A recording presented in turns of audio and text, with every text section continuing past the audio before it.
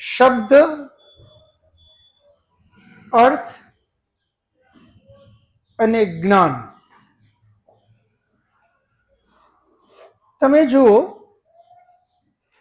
કોઈ પણ વાતને આપણે, કોઈ પણ વ્યક્તિ, એને એક નામથી આપણે બોલાવીએ. દાખલા તરીકે ગાય, તો ગાય એક શબ્દ છે. એ ગાયનો અર્થ શું? તો આપણે એને પ્રત્યક્ષ જોઈએ, એ જે ગાય છે એ એનો અર્થ છે. અને એનું જ્ઞાન શું? તો એ ગાય માટે આપણે એના વિશે જે કાંઈ બધું જ્ઞાન લઈએ, એનું દૂધ તો એના ગુણ શું, એ ગાય એના ગુણ શું, એનું ગૌમૂત્ર એના ગુણ શું, એનું ગોબર એના ગુણ શું. એટલે કે ગાય વિશે જે કાંઈ આપણને જાણવા માટે લઈએ એને જ્ઞાન કહેવાય. તો શબ્દ એ ગાય યાની નામ, અર્થ એ ગાય પોતે, અને જ્ઞાન એટલે એના વિશે આપણે બધું જાણવું, એનું નામ જ્ઞાન. એક શબ્દ પ્રવીણ. હવે પ્રવીણ શબ્દ પકડો, હવે એનો અર્થ શું? તો કે જે વ્યક્તિનું નામ છે પ્રવીણ, એ એનો અર્થ. હવે માત્ર અર્થ જ પકડો, હવે એ પ્રવીણ વિશે આપણને કંઈ જ ખબર નથી. એનો ગુણ, કર્મ અને સ્વભાવ, એના વિશે જો આપણને કોઈ જ જ્ઞાન નથી, તો એની સાથે આપણે વ્યવહાર, ઉચિત વ્યવહાર નહીં કરી શકીએ. ઉચિત વ્યવહાર તો ત્યારે જ કરી શકશું કે આપણે એના વિશે જ્ઞાન લઈએ. શબ્દ, અર્થ અને જ્ઞાન, આ ત્રણ વસ્તુને જ્યારે આપણે બરાબર સમજીએ, તો એના વિશે આપણે ખૂબ સારી રીતે એનો ઉપયોગ કરી શકશું, ઉપભોગ પણ સારી રીતે કરી શકશું, અને એનો લાભ પણ સારી રીતે લઈ શકશું. હનુમાનજી શબ્દ સાંભળ્યો, એમના મંદિરે જઈ અને પ્રત્યક્ષ થયા. પ્રત્યક્ષ થઈ અને પછી શું કર્યું? તરત જ આંખ બંધ કરી અને હનુમાનજી, બજરંગબલી, આમ જેમ અંદરથી જે રીતે એનું નામ યાદ આવે એ નામને યાદ કરી અને એનું નામનો જાપ જપ્યો. એમને ત્યાં આપણે તેલ ચડાવવાનું હશે તો તેલ ચડાવ્યું, યાની જે વ્રત, નારિયેલ ચડાવતા હશું તો નારિયેલ ચડાવશું. આ બધું જ આપણે ત્યાં કરશું. પરંતુ કઈ રીતે કરશું? ફક્ત શબ્દ અને અર્થ સુધી સીમિત રહીને.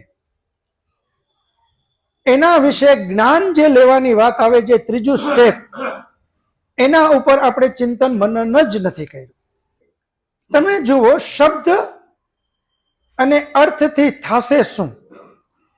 એક બાળક શબ્દથી એ જ પરિચિત હતો, આ દીવો, અને બીજું એને ખબર પડી કે આને દીવો કહેવાય, એને પ્રત્યક્ષ થયો, એનો અર્થ સમજો કે આ દીવો, એટલે તરત એને પકડવા ગયો, અને જેવો પકડ્યો એટલે એ દાજી ગયો. અહીંયા ચિંતન કરીએ આપણે કે એની પાસે ખામી શેની રહી ગઈ? જ્ઞાનની. કારણ કે બાળક અજ્ઞાની, અને એને લઈને એ અજ્ઞાનતાવશ એ બાળકે તરત જ દીવાને પકડવાની ટ્રાય કરી અને પરિણામે દાજી ગયો. આપણે મોટા ભાગના જે બહુ ચિંતન મનન નથી કરતા એવા લોકો સમાજની અંદરમાં ખૂબ મોટું પ્રમાણ છે. એ આ બાળક અજ્ઞાનતાવશ જેમ દીવો પકડવા જાય છે, એ જ ભૂલ આપણે યુવાનો અને મોટી ઉંમરના પણ કરીએ છીએ. આ જ વાતને તમે ધ્યાન સુધી લઈ જાઓ. ધ્યાનની અંદરમાં આપણે શું કરીએ છીએ? એક શરીરના કોઈ અંગ ઉપર મનને સ્થિર કરી અને જે તે ભગવાન કોઈ પણ જેને કંઈ આપણે માનતા હશું, પછી કૃષ્ણ, રામ, શિવ, હનુમાન, કોઈ પણ ભગવાન, એનું એક છબી મનમાં ધારણ કરી અને એના નામનો જાપ જપવા માંડશું. પહેલું તો ધ્યાન એ શબ્દ, અને એનું પછી અર્થ શું? તો કે હું ધ્યાનમાં બેસું અને પ્રત્યક્ષ કરું, એનો અર્થ છે. બસ આ 2 સ્ટેપ સુધી આપણે રહ્યા. ત્રીજું સ્ટેપ જે છે એ જેની છબી આપણે યાદ કરી અને એમનું ધ્યાનમાં આપણે બેઠા, એ શું માત્ર એમની છબીને આપણે સામે રાખીને ધ્યાન કરવાનું એટલા પૂરતું જ છે? એનું ચિંતન મનન આપણે ના કર્યું.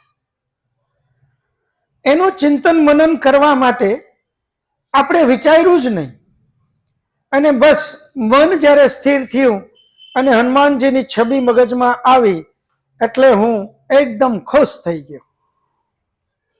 પરંતુ પછીનું જે ત્રીજું સ્ટેપ છે કે જે હનુમાન ચરિત્ર માટે મારે વિચાર કરવો જોઈએ, હનુમાન ચરિત્રનું જ્ઞાન માટે મારે કંઈક મથામણ કરવી જોઈએ, મહેનત કરવી જોઈએ, જ્ઞાન લેવું જોઈએ. એ જ્ઞાન લેવાનો પ્રયત્ન જ ન કર્યો. હનુમાન ચરિત્ર ખૂબ મહાન છે. હનુમાન ચરિત્ર માટે તો એમ કહેવાય છે કે રામ ને સીતાની શોધ જો હનુમાનજી ન હોત તો આટલી સહેલાઈથી ન થઈ શકી હોત. 4 વેદના મહાન વિદ્વાન, બુદ્ધિમાં પરમ જ્ઞાની, બલમાં પરમ બ્રહ્મચર્ય, મહાબલી, એ જે હનુમાન ચરિત્ર છે, એ હનુમાન ચરિત્ર માટેનું આપણે ચિંતન ન કર્યું. એના જ્ઞાન વિશે બિલકુલ મગજમાં ચિંતન ન કર્યું.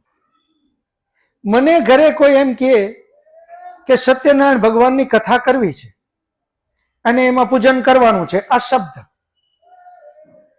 એટલે મને પ્રત્યક્ષની ઈચ્છા થઈ, એટલે મેં સત્યનારાયણ ભગવાનની કથા ઘરમાં રાખી.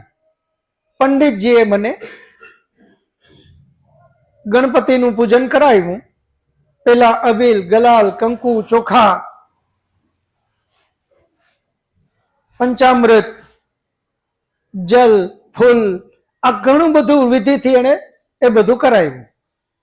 આ બધું જ મેં કર્યું. આ માત્ર પ્રત્યક્ષ, યાની શબ્દ અને અર્થ, આ 2 સ્ટેપ સુધી. એ શું કામે? ત્યાં મારી ઈચ્છા ન થઈ. હવે એ જ પંડિતજીએ મને કીધું કે હવે આ જે કાંઈ બાલટી, એક અડધો બાલટી કચરો ભેગો થયો, એને જલમાં જઈને પધરાઈ આવો. શબ્દ અર્થ.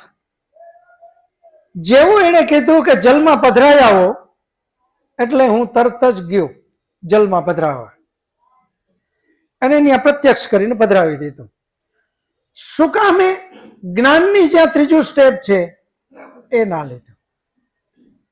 જો મને કોઈ એમ કહે ત્રીજા સ્ટેપ માટેનું, એ વ્યવહારિક જીવનમાં આપણે કરીએ છીએ ઉપયોગ. ઘરની અંદરમાં સાફ સફાઈ કરીએ અને કચરો ભેગો થાય, એમાં કોઈ પંડિતજી આવીને એમ કહે કે હવે આ જલમાં પધરાઈ આવો, તો તરત જ ત્રીજા સ્ટેપનો ઉપયોગ કર્યો.